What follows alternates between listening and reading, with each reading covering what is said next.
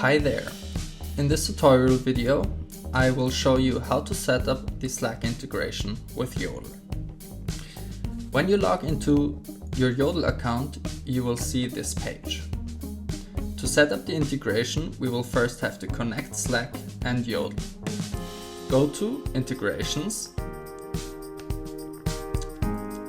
then click on the plus sign next to Slack.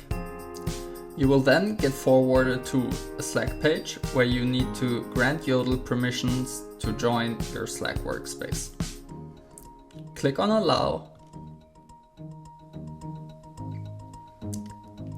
and the first step of connecting Slack to Yodel is now done.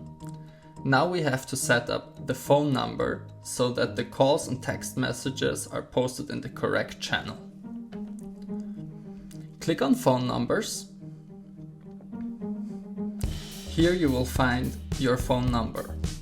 Click on your number to see the phone number settings. Our Slack integration is already connected. Now we have to choose a channel or user where the calls and text messages for this number should be posted.